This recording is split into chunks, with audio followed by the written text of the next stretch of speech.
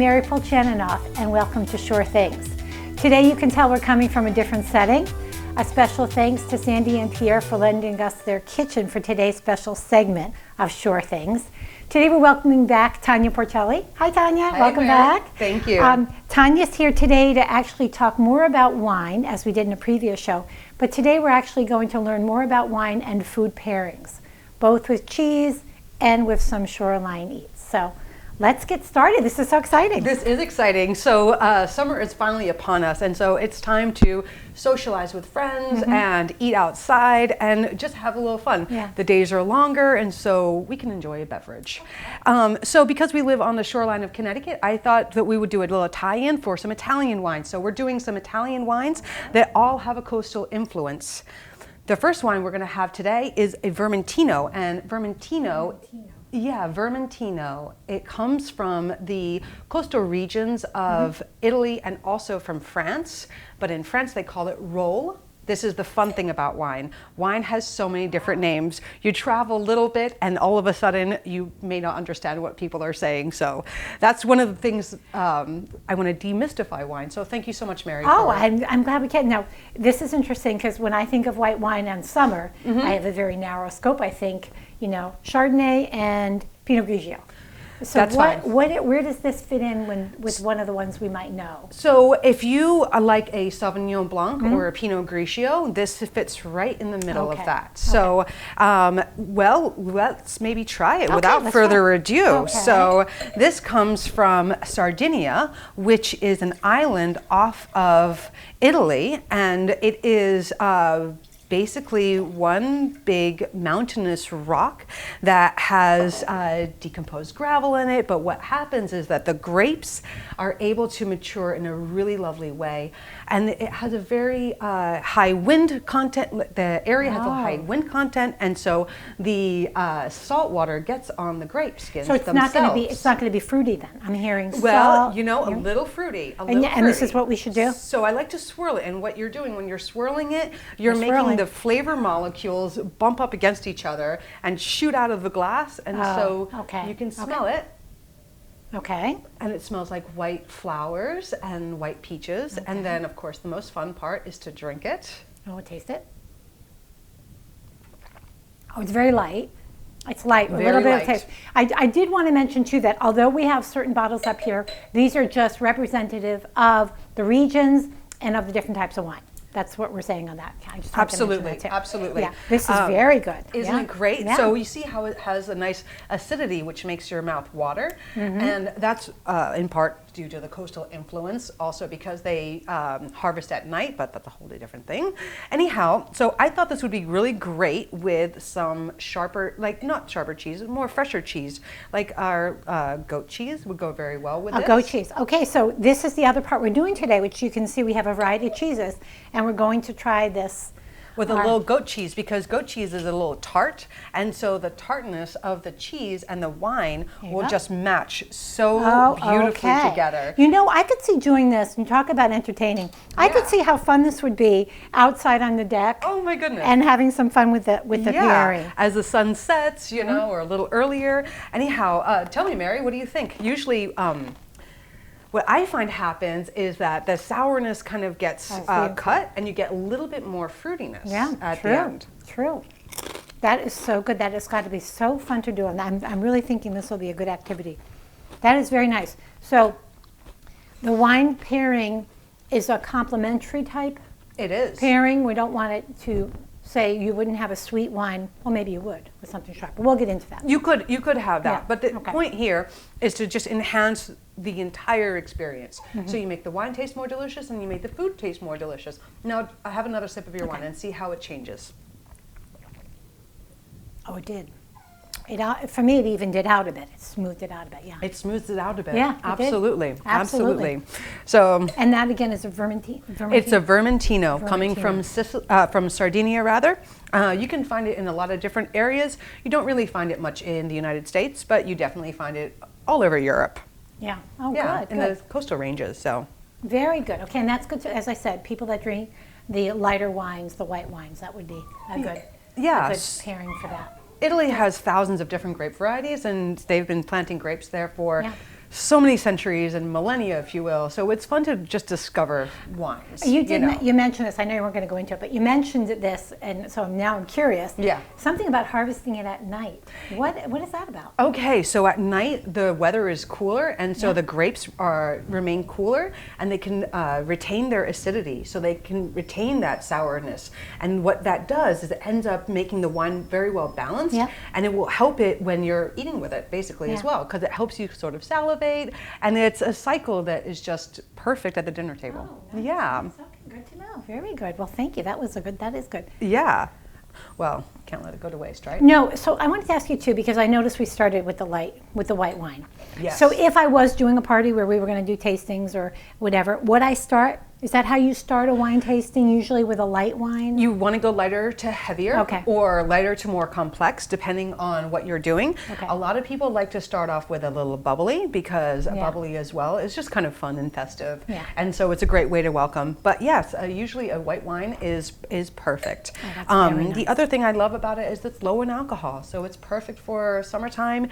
You don't have to worry too much about your consumption. So when you say lower, is most wine around 5 or 6%? Or It's actually a lot higher. It's a lot higher. Okay. 12% Okay. is when you're starting with your dry wines, and anything lower than 12% often will be a sweet wine. So if you'll find a Riesling that's 8% alcohol, you know that it's going to be sweet. Yeah, but then some red wines get up to about 15% alcohol, and those ones are the ones you have to watch out for when you plan on driving. Exactly. So then we went to rosé, because I don't know if you've noticed, but there are 4,000 different rosés on the market right now. And even the sparkling rosé, which I do love. But it is intriguing. There's so much rosé. Yeah, there's so many rosés. So rosé was started a few thousand years ago in the region of Provence, and it was basically because people didn't really understand winemaking that well. Their wines ended up turning pink, and they said, what the hell? We love this. So they went with it. They went with it. So I wanted to continue with the coastal theme, and so this wine comes from Sicily. Oh, we have a Sicilian wine. Okay, well that's interesting. So it's interesting though, because when I think of, and this again is probably my narrower scope, when I think of Italian wines, I think so much of the reds. Correct. Right. Yes. But this is Sicilian. But they have a huge range of wines in Italy. Every single region has almost a plethora, it seems. They have multiple different wines. In Sicily, they have mostly Nera d'Avola.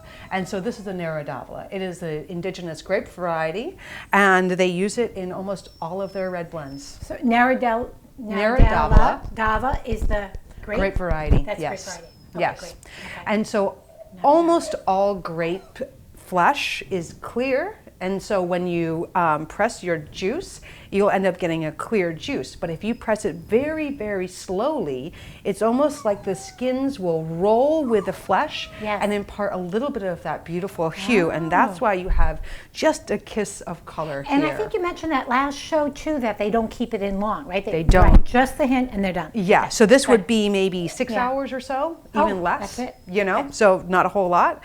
But we have a totally different expression right here. So here, what would we you're going to find be here? tasting blood orange, and a little bit of watermelon, and watermelon. Yeah, watermelon and strawberry are very common for rosé, and then because it's Italian, a lot of Italian rosés have a little bit of an herbaceous quality to it that I personally love, because it makes it so much more interesting when you're pairing it with your cheese or your food or what have you. Nice. Oh, okay. Oh, I do like that. I actually like that better than the first. It has a little bit more flavor. It does. A sweetness to it. It has a lot more flavor. It is. It's very nice. And what cheese would that go with? Let's go with a little feta here. So okay, the feta. Yeah, absolutely. So here we have some feta. Yeah, so the feta has the nice tartness to it. It has a little bit of a saltiness to it as well. Thank you. Yeah. So I think it will pair very well with the rosé. So was the okay, and this will be. That's good too, because I would think anything heavier, the cheddar would overpower it, maybe. It might overpower it. Absolutely, absolutely. But you know what? Wine is so fun and it's so interactive. You can just have some have some fun with it. Oh, yeah. Experiment, see what you very like, good, yeah. see what works, what doesn't work, So some people don't like feta, so you would never have paired it otherwise. Right, What do you think? I will. Has the taste changed? Taste, a little bit, and then I'm gonna, because you have the saltiness of the feta, so I'm wondering how it goes with the wine. Mm-hmm. Yeah, that is a nice compliment, because you have a little of the sweetness in the wine and then the saltiness in the feta. That's great, and it's so refreshing. With So the feta. refreshing. Yeah. It's almost like you're having a watermelon and feta salad all in one. That's true. That's true. That's great. Yeah. And when I was at the store shopping, I was wondering about the difference between feta and goat cheese. Yeah. Because they are very similar. They are similar. Is there a true difference, do you think? To be honest, I am not a cheesemonger. No, I don't. okay. This All is right. this That's is. the next show. Okay. Okay. But they both Yeah. do come from goats, and the texture is so Very different. sim- yeah, absolutely, right. Oh, good. absolutely. That was very good. That was very good too. Yeah, I definitely liked the rosé a bit more than the white wine, but it's still very good. Yeah. Yeah, good. Well, it's so fun to just explore. It really is. It is. Absolutely. Right. And because we're at I just want to make another clarification, because we're at my friend's house, we are so lucky to have the little doggy, Dookie, with us. And Dookie's watching us very, very attentively. And of course, he's missing his mommy. So if anybody hears a little doggy sound in the background, it's because we're entertaining Dookie, who's watching very closely. Yeah. Okay. Yeah. Thank you. Okay. Now we're going to go see to for what you. most people Okay. think of you as your Italian wine, Right. correct? The red, right. So red, and I couldn't help myself. It's the name of this wine is called bere. In Italian, it means to drink. Drink, right. So why don't we, right? And now, what region would this be So from? now we're going to mainland Italy. Yeah. I thought that would be appropriate. And the region here is called the Maremma. And the Maremma is a coastal area that grows other varieties other than Sangiovese. So most of it is Sangiovese, which I would say is basically the grape variety in Tuscany region. But on the Maremma, they also plant a little Cabernet and a little Merlot. So Merlot and Cabernet add to the blend, and it makes the wine a little bit of a richer color. It's a very nice color. The color is Very beautiful. nice color. So again, for people that are used to a Cabernet or Merlot or a Burgundy, where would this fall then? So this would fall into your dry red blend, if you will. It's a blend. Okay, red blend, and blends are popular. They are Yeah, popular, yeah. but it's not sweet. You'll find it's Okay. not sweet at Okay, all. great. It's for somebody who really likes the Chianti, but right. doesn't want to have a Chianti that's too sharp. Because sometimes you can have a Chianti that's Yeah. really tannic, which means it's got a lot of sort of grit and texture for your mouth, and some people don't like that. I can't blame them. Those wines are usually perfect with a steak, but if you don't have a steak, then you might not a want bit that. overkill, right. And so this wine is perfect just to drink on its own, but we will have it with some food and it will be Oh, good. enhanced, I'm Okay. sure. Right, sure. So here what you're going to expect is The color's cherries. beautiful. Isn't that Cherries. color Color's gorgeous? gorgeous, yeah. Yeah. So this was left on the skins for at least 5 days. Yeah. So that's how you can see such a difference between the white, the rosé, and Right, the red. right. Yeah. So in Italy, you will find that a lot of the red wines taste like cherries, and I don't think this is any different. But because it has a little bit of Cabernet and Merlot in it, you're going to get a little bit of black currant as well, and a little bit of raspberry. Oh, nice. So enjoy. Yeah, I get the cherry. I can tell you when you mention the cherry part. Yeah, Absolutely. there's that richness there. Yeah, there's a little bit of texture on your palate. Yeah. That's a little bit of tannins, but it's not too harsh. No, it's not just at all. really nice and delicious. So here you can go, if you'd like a little bit more of a mild taste, go with the cheddar. If you want a little bit more of an enhanced, expressive taste, you can go with a gorgonzola. A gorgonzola, which is a very strong cheese. Very strong Right, cheese. right. Yeah, absolutely. I don't so know what you're going to go with. I'm going to go with the cheddar, but you can. yeah, I'm going to go with the gorgonzola Okay, there you because, go. why not? Now, you mentioned with the gorgonzola, you mentioned a different cheese too that could have been in place of it, the pecorino. Yes, pecorino. So pecorino Pecorino. is a sheep-based cheese, right? A Okay. sheep milk cheese that is from the region. And so there is a saying, Oh, nice. Okay. what grows together goes together. So I love that. I love that. That is so good. What grows together goes together. I Okay. wish I came up with it. I know. No, that's good. But You know, if you want to do something regional, that's just the easiest way to go about things, is you just look at where your wine is coming from and look at the cuisine from the region, and you undoubtedly will have a home run. So now I like this note. So now I'm feeling this is a mild cheddar. It is. So it's a mild creaminess paired with the richness of this. I can tell. Yeah. So the wine for you should jump up in its profile. Absolutely. Yeah. So you get a little bit more enhanced cherry, a little bit more enhanced. Isn't that interesting? Yeah, raspberry. So, you know, there's something to be said for wine and food pairings. That's the most dramatic I've had here. I think that you really can, as you said, with the second sip of wine, you can really have a more of a pop with the wine. That is so exciting. And what did you think with it? Well, you were trying the gorgonzola. Well, give me a second. The gorgonzola is absolutely delicious, and it's definitely pungent. So, and gorgonzola, I'm not a big gorgonzola fan, so it's more like a blue cheese, right? It is. What happens with the gorgonzola, it takes away the fruitiness. It makes it a drier wine. Oh. It's really interesting, yeah. Oh, so see, it's that like is your wine interesting. will have many different personalities depending on the food that you eat it with. And so that's interesting. So you could have the same wine but two different cheeses and have a different output. Yes, absolutely. You could bring in nuts to the equation as well, and different fruits and things like that. But, I have a fig spread there because I know sometimes with goat cheese people use a fig spread. Oh yeah, very good call. Yeah, absolutely. On that too. Absolutely. Well, this is wonderful though. Yeah, what fun, huh? So so we talked all about our cheeses. And I love that you picked the wines from the shorelines and focused on Italy, because you're right. In the shoreline, we do have a contingency, an Italian community too. Absolutely. And we are also then going to look at this food, this wine with other food from the shoreline. Yeah, absolutely. Right? Yeah, just to give you a little bit of inspiration for your summertime gatherings. So I'm going to move this away. Yep, take your time. I'm going to move this away. Can you tell us any more about the production of the other wines? I know we talked a bit about the white wine. Yeah, absolutely. So the red wine here, we have a little bit of, so about 50% of the wine here is Sangiovese, so that's the native grape variety here. And then Merlot as well as Cabernet make them blend.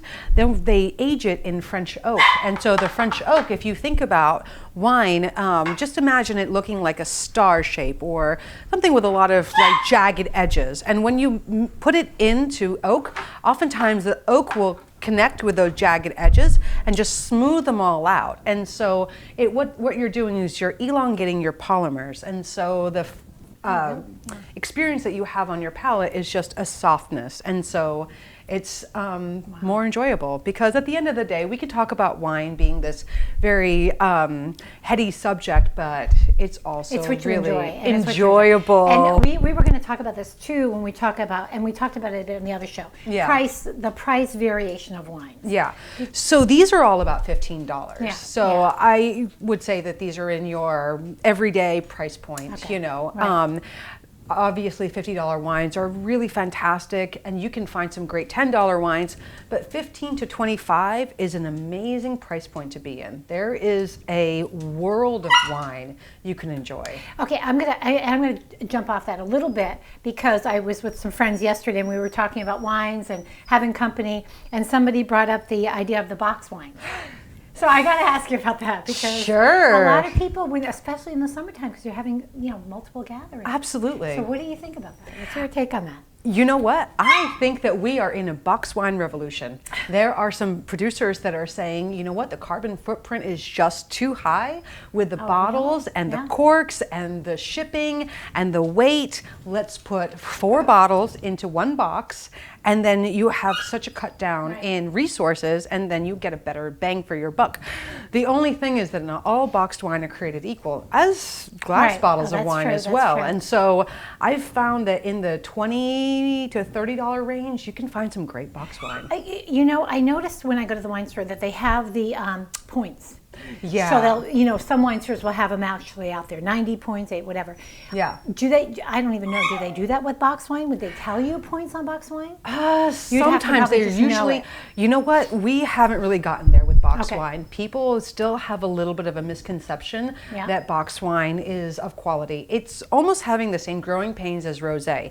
There was a time about 10 years ago when there were very few people drinking rosé because they thought that it was all going to be sweet and Yeah, not what they were looking Yeah. for. They were looking for something a little bit more Pinot Grigio or true. Sauvignon Yeah. Blanc-esque. And then there were a few wine companies that were based out of Provence, France, that had a lot of marketing and really changed people's They changed perception. it. That's so true. And I have to say, probably on the younger set too, the young adults, in the summertime they did frosé, which They was, do, oh my yes, gosh, yes. that's a whole nother show. Those are really fun. They are dangerous. They're fun. They're very refreshing. So now we're on food and we're talking about Yeah. things we might encounter during our Yeah. summer times. Yeah, And absolutely. how would we pair some of these? Okay, so we're going to move start this, yeah. off with, here, I have a fresh glass for you. Oh, okay, thank you. We're going to start off with a little white wine with so you're going to have to drink some more wine. I hope you're up for it. I am. Yes, I can walk home. So I'm Yes. fine. Safety first. Safety first. So we're going to revisit the Vermentino with the salad. And so the salad has a nice vinaigrette dressing to it. And so, like I said, when you have two things that are a little bit on the sour side, they end up canceling each other out, and you'll have a little bit more of that fruity freshness. Okay. Yeah. So That I'd like to try because absolutely. I feel like as we went along, I got it better. So I want to see about the canceling out part with the, Yeah. especially with the dressing. Yeah. Yeah, and Thank you. I have a fork for you over there. Yeah. Perfect. So, would you recommend we drink first or then eat? And drink? Just You know wanna what? see. You can do it either way, but I think that eating it a little bit first Yeah. and then having a sip will give you the Okay. experience that you're looking for. So I'm doing the little cucumber with the dressing, which I think is perfect.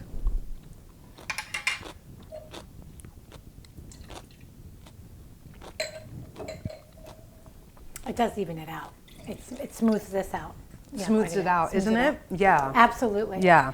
In fact, I think it was even a bit of a sharper flavor than the cheese part. So I think that's actually really good. Yeah. So for salads, we probably would go with a white wine. A white wine. Any sort of like green vegetables, really Right. love a white wine. So So even if we did our salmon on our salad, we went out with my friends last night. We did a lot of salmon on salad, shrimp on a salad. It's summertime.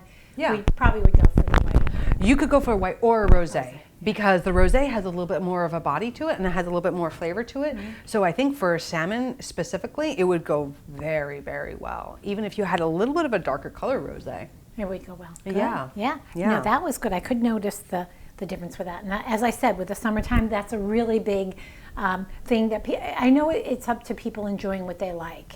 But when you bring out the education part of it and you talk about how to enhance everything, it just makes it even more of an experience, It really does. which I love. You're going to be buying wine anyway. Yeah. You're going to have food anyway. Yeah. Might as well take another couple of steps to make it Make amazing. it prep, right? Yeah. Right. Now, out of all those, if I have another question for you. Out of all these, because we don't have it here, but if I was having a pasta salad, cold pasta salad with my veggies, like maybe a primavera salad, what would you suggest on that? So wine is so fun. You can do so many different things. If you're Yeah. going to have a lot of black olives with it, you Yeah. could try something radical. You could have a little red wine that you put a chill on. So you could have something fruity from Italy, like a dolcetto, or a Syrah as well from France, and you could have that with your pasta salad. If you're going to have a lot of green vegetables in your pasta salad, I would definitely go with a white. I think a Vermentino is great. We could do Sauvignon Blanc. You could do agave. There's some great wines coming from the Finger Lakes that you could pair it with as well. So again, with the growing and going. Yeah, Yeah. that's great. No, thanks. Okay, so what should we do next? Okay, let's do a little seafood with the rosé. Okay, seafood That'll be with the perfect rosé. together. You have shrimp in there? Seafood. Oh yes, so the seafood. Yes, so the seafood is shrimp and sole. Oh, Again, beautiful. because a lot of people on the shoreline, they Yeah. go to one of the local places, whether it's Lenny and Joe's or something else, and they get one of these platters. So quintessential. Or fried clams or something like that. So Yeah. I thought we'd try that. Okay, Yeah, so absolutely. Tell us about this then. Okay, so the rosé has a little bit of a hint of flavors from red wine, because it originally does come from red wine in a way, right? And so I feel like the richness of the seafood, like shrimp, for example, can go very well with the richness of the fruit, but the fried aspect needs to be cut with some acid. And so that's why rosé has this beautiful acidity, and that's why it goes with fried food. So rosé more than the white? I think, well, you could do interchangeable, to be honest. But I think it's a little bit more fun to do rosé. So every year we have a new vintage of rosé, and it's kind of like a little party. And we're waiting for the shipments to come from Europe or, come domestically. And so between the months of like April, May, June, we're getting all these new rosés. And sometimes people will only bring in a few cases, and so when it's gone, it's kind of gone. Oh, so you want to enjoy it. It's one of those fleeting moments. Right. Yeah, absolutely. Kind of like the good weather. I know. Especially in New England. Yeah. Okay, so how should we do this? I'm going to try one of these, with my rosé. Okay. So again, just take a little bite first, and then see how it interacts. All right, that should be so interesting. I don't do a lot of fried food, but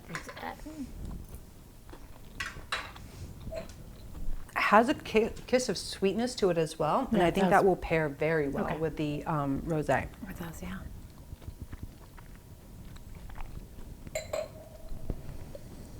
Yeah, very nice. It enhances the fruitiness. Very nice, yeah. Yes, because this was, it does enhance the fruitiness, it does. Very nice. And takes down the sharpness. Any sharpness that was there earlier is totally smoothed out. Yeah. So how about with our French fries?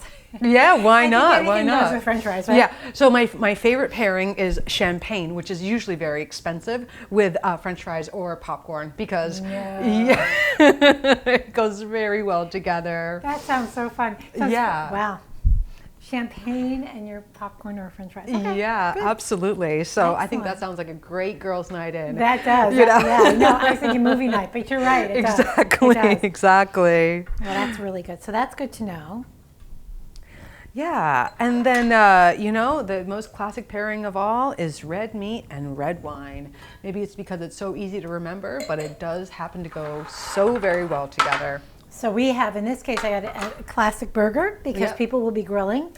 Exactly. So, and I know there's so many other products out there as far as the cans of, different types of cocktails and stuff.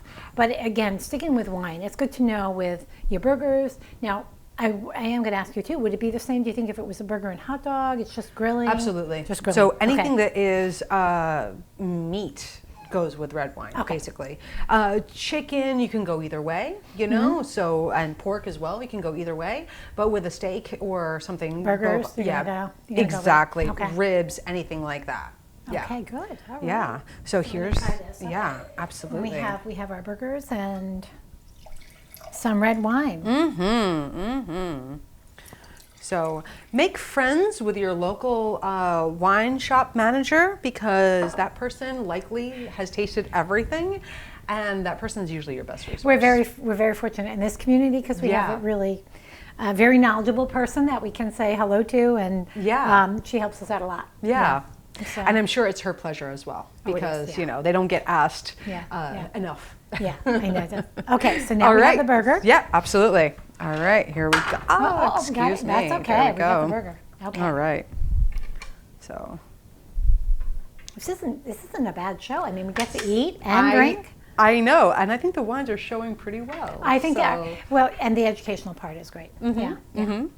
So it's always nice to have a little whiff. Give yourself a little reminder of the different flavors that you're getting. I'm getting a little bit of plum here as well, in addition to the cherry. Sometimes you can feel like there's a little bit of saddle leather. It reminds you of your horsebacking days, when you're a little kid going to the fairs. Unless you're so fortunate to have a horse. Yeah, no, but that's very nice though. And then,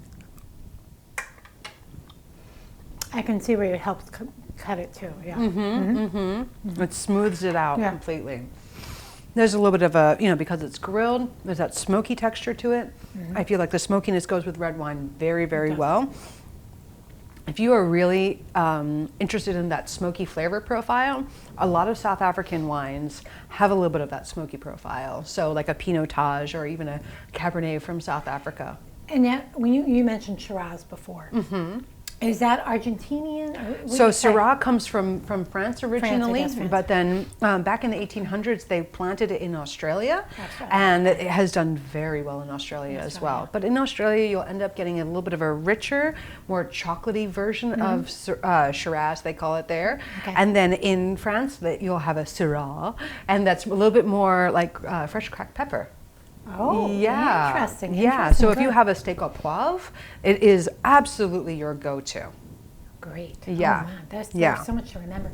And so then, I mean, I'm thinking of so many other menu items like grilled chicken, wings, all that kind of stuff. And I guess again we go back to what you're comfortable with, but I like the idea of the complementary part too. Yeah. And then working with how the flavors can balance out, because that's amazing. I feel like it really is a totally different experience, because most people are just kind of thinking, oh, well, you just have a little food, you just have a little wine. But when you're intentional with it, it really transforms it. It does. And we've had dinner parties where, especially my husband, will go through that wine pairing and again start from the lighter and work up. And especially even when you talk to people about it, okay, now we're going to have this.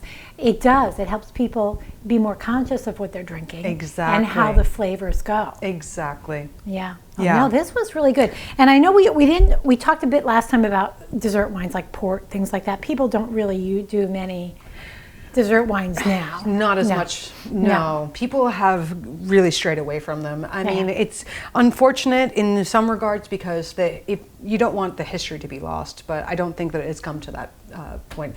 But sweet wines definitely want a sort of, you can have dessert with them, you can have chocolate with them, like a port and chocolate goes very well together. Yes. Especially a ruby port. Yeah. Oh, very good. Yeah. Very good. There is a whole world of wine to explore. explore. Well, this has been so helpful because again, I love the fact that we're coming into summer season. Yeah. People are entertaining. Memorial Day weekend's coming up, and Yeah. but people will be having people over, and it's just nice to know that even if it's a burger or your fried food, you can have a glass of wine and really complement it. Yeah, and you can enhance any simple dish, with a little bit of wine. It goes a long way. Well, thank you so much for this, Tanya. Thank This you, was Mary. so amazing, and I know you. you've had such a great time. I know you were down in New York with Jacques Papin. Oh, that pouring was for Jacques Papin, so that's awesome. So it was such an honor to be a part of that charity. They raised so much money. They raised almost $1 million for what they do. And what they do is they help people learn culinary skills to be able to get into the workforce in a good way. And is that his charity? It is his charity. So I was super happy to be a part of it. Oh, I'm so glad. Yeah. Well, we're very fortunate to have you here as our resource. Thank you, Mary. We really appreciate it. So I want to thank you for tuning in today to Sure Things. Please send any questions or comments to the website, surethingsct@gmail.com. I'd love to hear from you. Until next time, take care. Thank you.